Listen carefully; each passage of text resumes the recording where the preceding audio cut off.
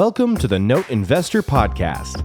We'll guide you through the ups and downs of note investing and teach you all about the nitty-gritty details of the business that other people won't talk about. Your host, Dan Deppen, is a former aerospace engineer and product manager who transitioned away from cubicle life to full-time note investing in 2018. Our website is www.fusionnotes.com, where you can subscribe to this podcast, comment, and find links to other information on note investing. Hi everyone, welcome to the Note Investor Podcast. I'm your host, Dan Deppen, and today I got a very special episode for you. So I'm going to be recapping a lot of the things that happened in 2021, not just in the note industry in general, but also for me personally. And then we're talking about goals for 2022. One of the things I've always been big on, actually going back to at least the late 90s, is setting goals every year and then tracking my progress towards them. So I'm going to talk about some of the goals I hit and missed in 2021 and some of the things I'm thinking about as we get into 2022. So this is, for me personally, one of my favorite subjects and one of the things I enjoy and I just personally get a lot of value out of. So what did the year 2021 hold for us? Well, you know, we're still dealing with COVID, right? Like as we got to the end of 2022, I would have thought by now that we would be, COVID would be done and gone, right? So I knew the vaccines were coming out. Those did come out in the early part of this year, but somehow this stuff is still going on. I know in Colorado where I am, mask mandates seem to come on and off randomly and vary depending on where you are. So that has just continued to drag on. At the same time, for the last, many years, we've seen real estate prices just climb and climb and climb. And I think for the last several years, I've been waiting for them to at least level off, if not decline. But in 2021, real estate prices just really soared. And so when I did get a few REOs this year, that was great. But the market is really in a wacky place, right? So we've had these continued moratoriums in some cases on foreclosures and evictions that's really restricted the supply of REOs. So especially in that REO part of the market, when one does come available, the prices are high. At the same time, the broader stock market and economy have continued to stay on fire and done really well. Like I would have thought with all the effects of COVID and shutdowns and other disruptions, that would be damaging to the broader economy and the stock market. But that just really hasn't been the case at all. So I've got a 401, I've got a self-directed IRA where I have a lot of notes. And then I've got a more traditional 401k where I have a lot of stocks, and those things have just been on fire. And then also we've had these weird hiring issues where a lot of people have decided to just stop working. And we've seen wages increase, which is, I think a good thing. But on the bad side, a lot of employee shortages. So it's just been a really weird, wacky market. And that whole thing with the whole employment shortage, I have really honestly not been able to wrap my head around. I've had discussions with a number of really smart people, and no one I've talked to has seemed to have a good understanding of why this is going on or how this works. So it's definitely something I'm still confused on. I mean, I've heard some of the theories. I know some of the ideas behind that, but I'm just not so sure. I don't know. We've also had all these wacky supply chain issues, right? So there's issues in China with these rolling blackouts where they're shutting down power plants. And then we have all these weird backups at ports where goods can't get in. from overseas that's caused all kinds of mayhem throughout the economy, which makes the economy and the stock market being on fire all the much weirder and harder for me to understand. We've had some unprecedented levels of government spending. I know a lot of the, there were a lot of programs giving people a lot of money basically for free for a long time. A lot of those have kind of wound down, but that's definitely been a rather unique scenario. And then a lot of these moratoriums on foreclosures and evictions have really caused a whole disruption in the note industry and our ability to deal with non-performing notes. Although there has been a lot of confusion over this too, right? Like a lot of those moratoriums are for government-funded loans, FHA loans, like a lot of loans that I own, contract for deeds, things like that. Non-government loans have not been affected, so I've actually done a number of foreclosures and evictions over the past year.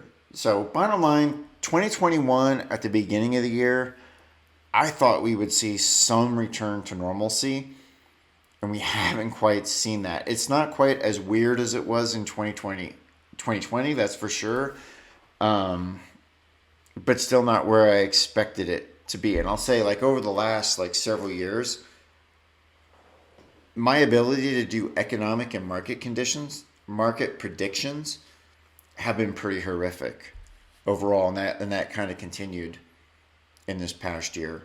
So what was the state of the mortgage note market in 2021? So if we look at this year, it was pretty similar to how it was in 2020. So pricing remained high. So pricing was higher coming into the year. It's high coming out of the year. I don't know that it necessarily increased. It just kind of stayed at that level from what I could see. Supply continued to be tight. I mean, fortunately, my year 2021 was made by a couple of large acquisitions, one earlier in the year and then one later in the year. So I was able to kind of opportunistically pick up some good deals. But overall, supply was tight. It wasn't necessarily an easy market. And there continued to be this mismatch between buyer and seller expectations. So for the sellers, I think they've looked at things from the standpoint of real estate prices are very high. There's a lot of equity in those loans. So when they've tried to sell a loan, they have pretty high pricing expectations. On the other hand, borrowers have been kind of skittish and kind of scared and very conservative. And so I've seen a lot of lowball offers. And so there's been this kind of mismatch between buyers and sellers, and not as much deal flow, as you would have in a quote unquote normal market. All right, so now I'm going to talk about some things that didn't go great for me, for the market and for me personally in 2021. And then I'll talk about some things that did go well. So starting with the things that didn't go great, a pretty gigantic one for me was I got divorced in the past year. This actually started when COVID broke out in early 2020, got things finalized earlier this year. So now as we're here at the end of 2021, I'm kind of on the backside of this. That was definitely not a great thing for me and pretty traumatic, as anybody who's gone through that has known. Although at the end of the day, I think that's a better thing. My kids have done very well.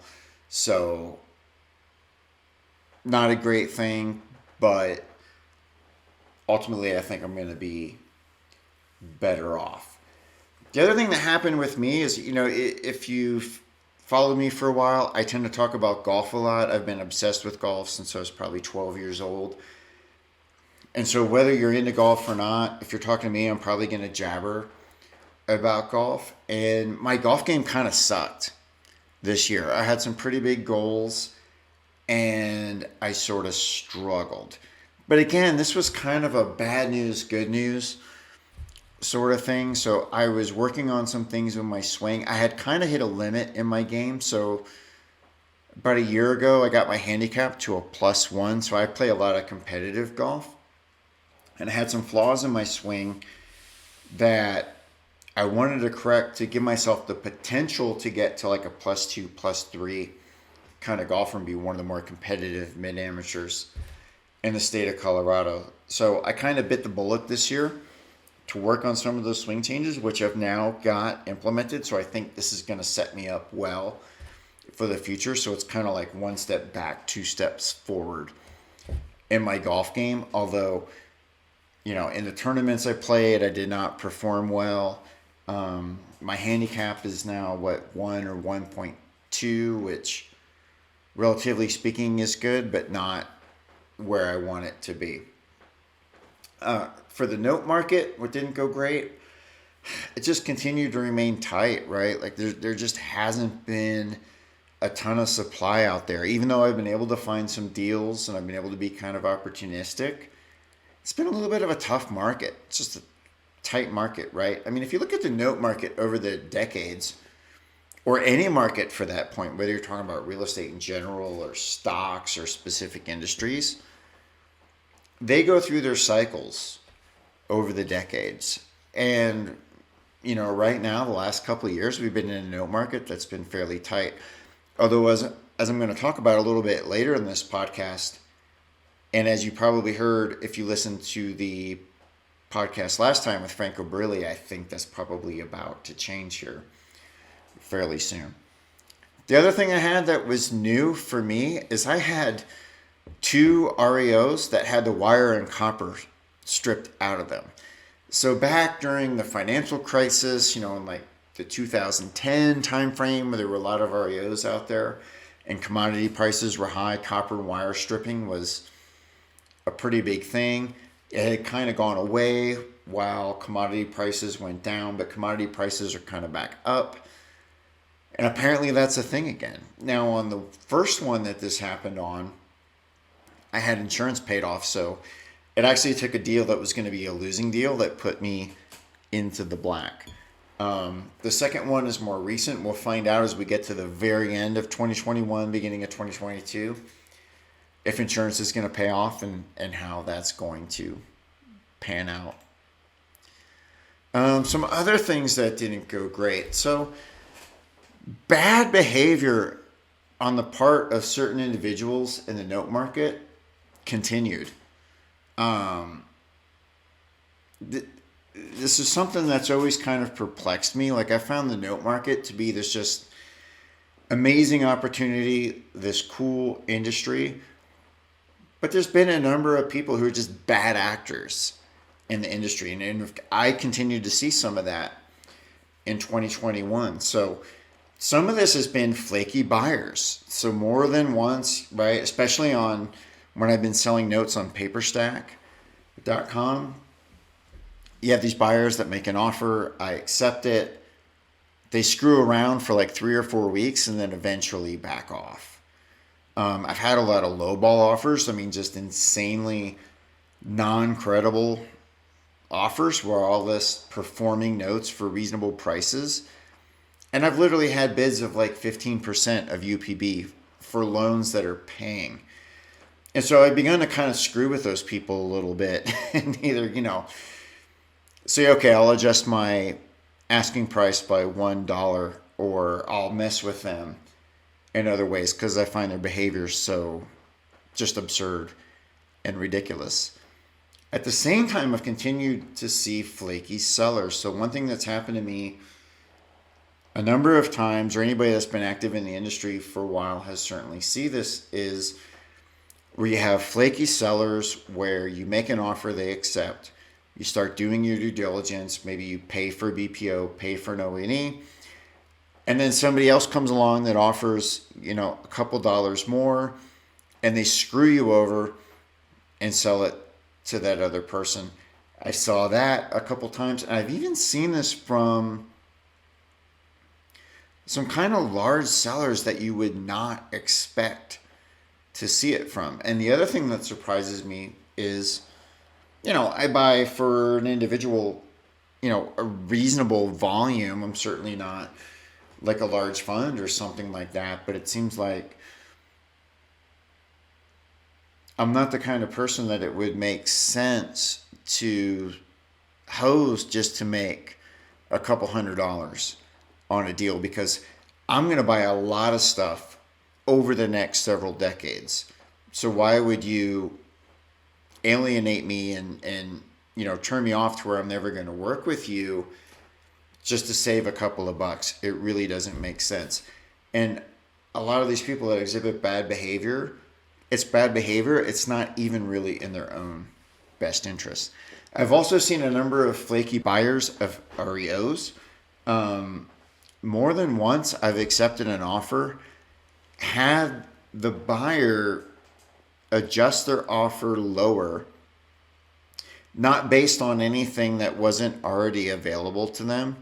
And then I've turned around and said, well, I just want to get this thing off my plate. Let's just get it done. And then they lower their offer again, at which point they just get a giant middle finger. And so I just continue to be surprised at how many people in the real estate business more broadly tend to optimize for the short term.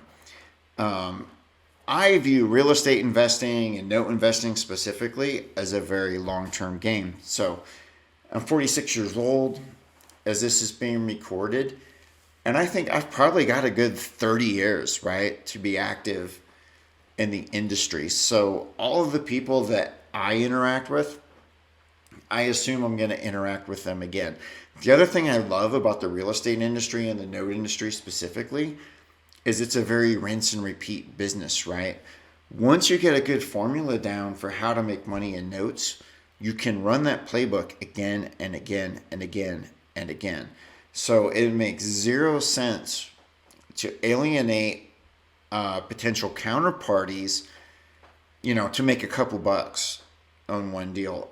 I'm thinking about the very long term, although there are a lot of people out there who don't quite do that. And I think as we get into 2022, especially now that my business is larger and kind of more stable and I really like my position in the industry, I'm going to be calling out a lot more of this bad behavior specifically. So look forward to more of that as we get into the next year. Some other things that didn't go great. So I continue to have problems with loan servicers. So, Madison Management was the first loan servicer that I used, and they've steadily gotten worse over the last 4 years or so. And this continued in 2021. Allied has been kind of my go-to servicer lately, and they have had some problems as well. They actually got kicked out of Michigan in Pennsylvania, so I've had to transfer all of my Michigan loans, and I'm concerned they may be on their way out of business. They've been great because they're cheap. Some of their people have been good to work with, but now they're not as great to work with, and they've been having a lot of problems. On the bright side of the loan servicer business, we've had BiFi that started up. So if you listen to the podcast a couple weeks ago with Shantae Duffy, BiFi is a new investor-friendly loan servicer that was started by Chris Seveny and Jamie Bateman and kind of being run by Shantae. All people who I have a lot of respect for and I think are just, good guys in the industry and really on the ball. So they're kind of just getting up and running. I haven't moved any loans over there yet, but I look forward to doing that as we get into 2022. And I really hope that they can solve some of these problems in the loan servicing industry. Although I'll say that on one hand, as much as I like to complain and gripe about these loan servicers, I don't know that I could do any better. I mean, I know a year or so ago, I kind of went through that thought process as an entrepreneur. It's like, well, hey, you got all these loan servicers who are doing just a horrible job for investors. There's definitely an opportunity for someone who can come in here and do it right. But when I look at all of the myriad of regulations that have to be complied with and just other issues, for me, that business completely grosses me out. I would not want to be in that business. I would not be happy at all. So God bless Chris and Jamie and Shantae. I really hope they can get it right. But I'll tell you what, it's not going to be an easy thing. but hopefully they can do it. And by the end of 2022, I'm saying, hey, man, Bi-Fi is the way to go. All right, so let's talk about some things that went really great. So I'm pretty goal-oriented, like I mentioned, since the late 90s. I've, at the end of every year, written down my goals for the following year.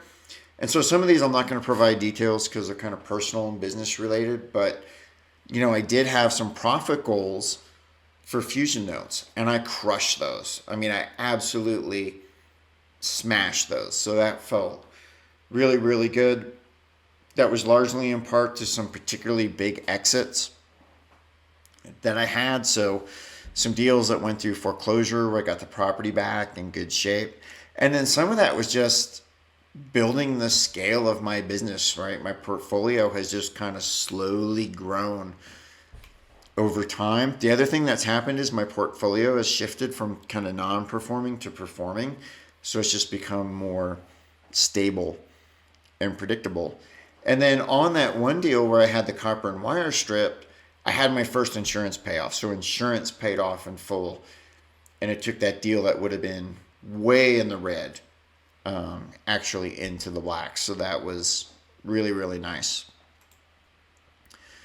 And, as I just mentioned, another thing that went well is the vast majority of my portfolio now is performing, or at least sub-performing. A few years ago, the majority were non-performing, and I was working on trying to get borrowers in forbearance agreements and completing foreclosures, and I certainly still have a lot of those going on, but the vast majority of my portfolio right now is performing, which is really cool because on a day-to-day basis, there's less upkeep, less following up with servicers, less following up with borrowers. It's just much easier to manage than it was a couple years ago.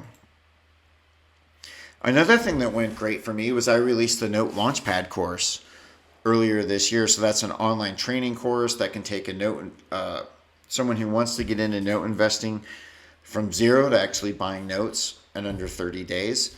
So I was able to get that released, and the sales of that have been really good.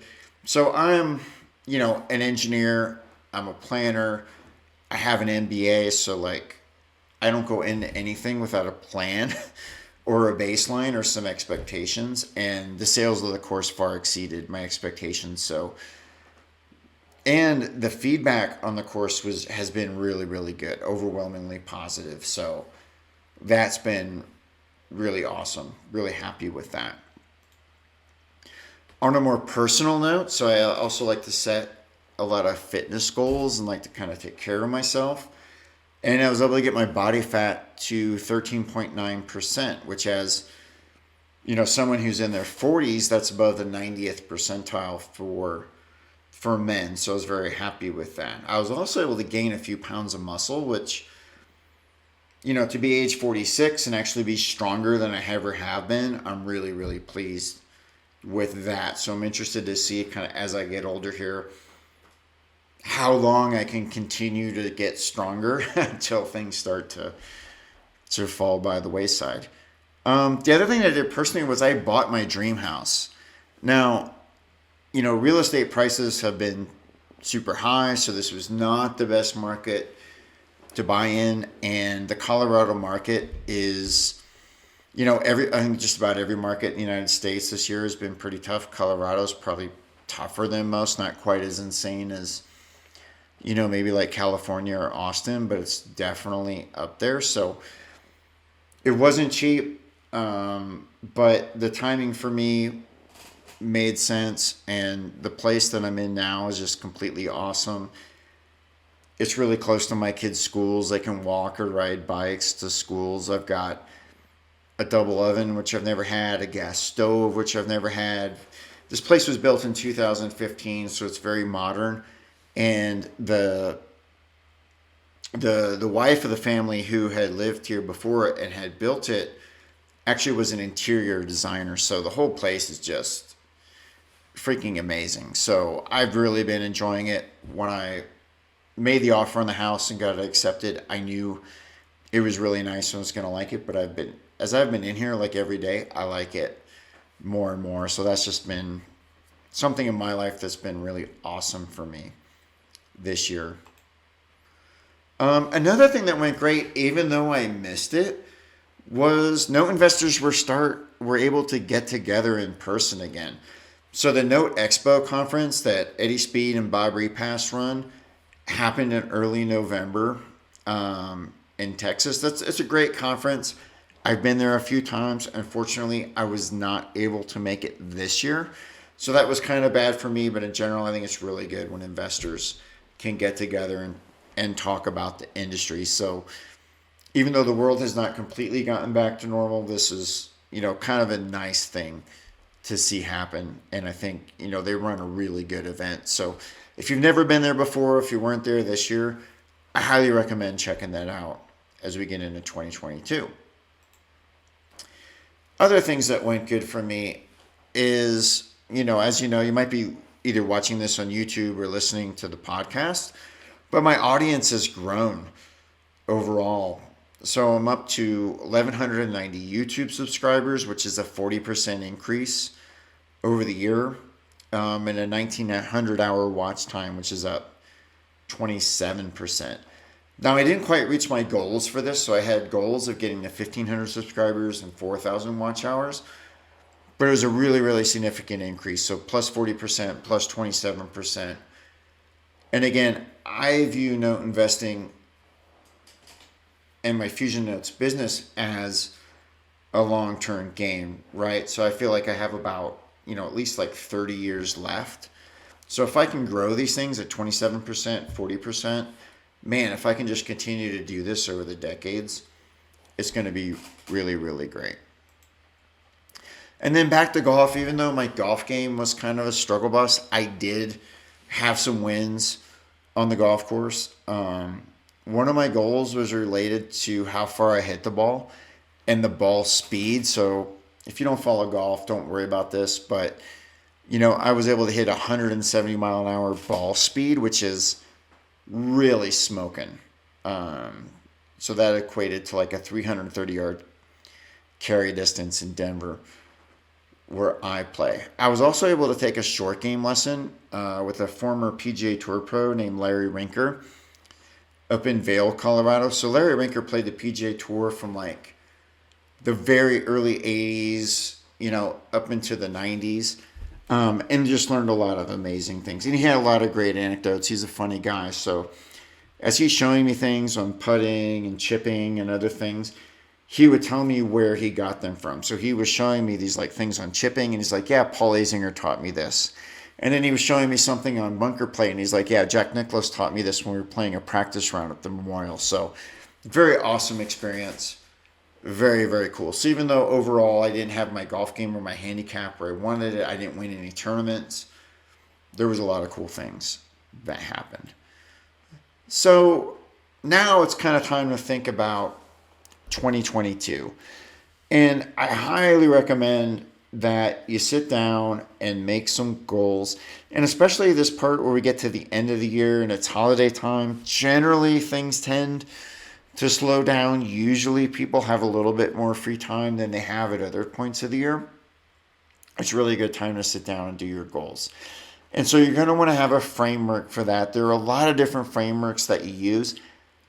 I kind of have my own that's evolved over time, but there are frameworks from folks like Jim Collins, who talks about his big, hairy, audacious goals. There are SMART goals, which are kind of the most popular ones.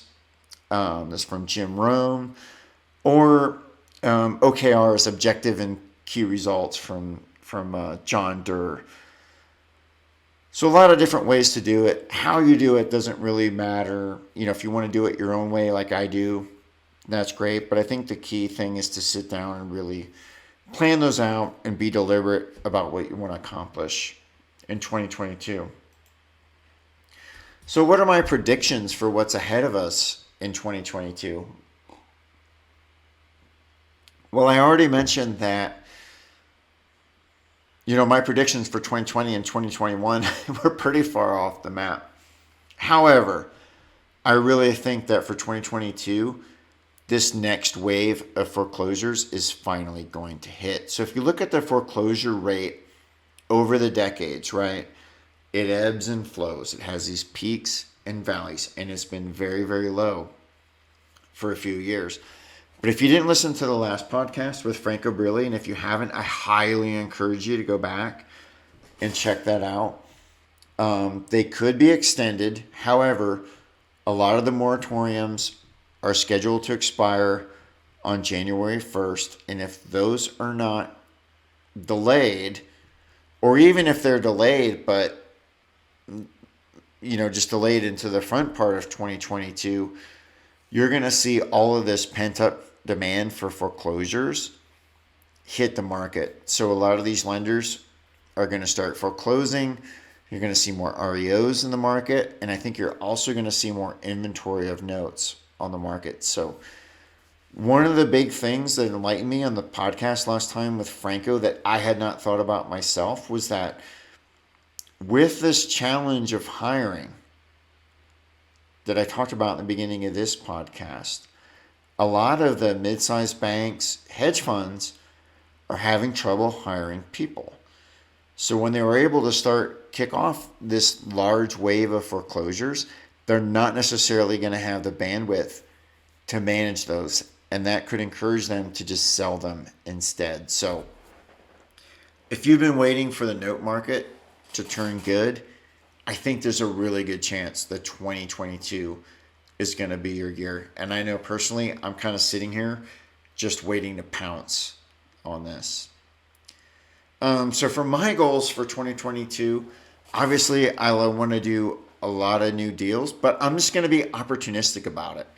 One of my advantages of taking a multi-decade approach to notes is I can take advantage of the deals when they come, and if there aren't deals available, I can just wait. So if this next foreclosure wave hits, I've got a lot of investors lined up. I've got cash on the sidelines I can deploy. I can go all in and buy. However, if the moratoriums get continued and this pent-up demand for foreclosures gets delayed, I'm content to sit back and wait. The other thing I think is going to happen to my business in 2022, so I mentioned how over the last year or so, most of my portfolio has shifted towards performing, so I'm not doing as much non-performing as I was a few years ago. If this next wave of foreclosure hits, I'm going to see a big shift to non-performing loans. And that's probably going to be my focus.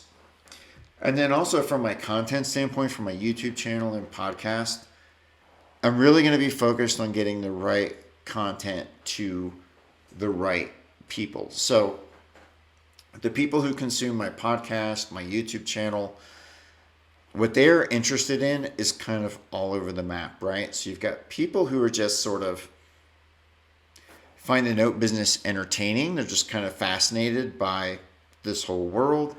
You've got other people who have learned about it and they kind of want to know more and they want to understand if they should dip their toe.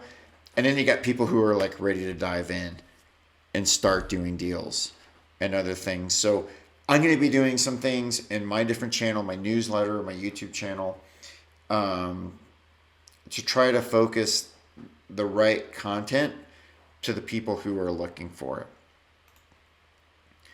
And then, again, the main thing for me is just preparing for this next wave of notes. So this next wave of notes may or may not hit. Again, I'm going to be opportunistic, but I'm going to make sure I get ready for it. So part of that is expanding my network, tightening my systems and processes even more, and really planning ahead and getting things dialed in, because I really think this big opportunity is coming. And again, if it doesn't come this year, it's going to come at some point, and I'm going to be so ready to pounce on that.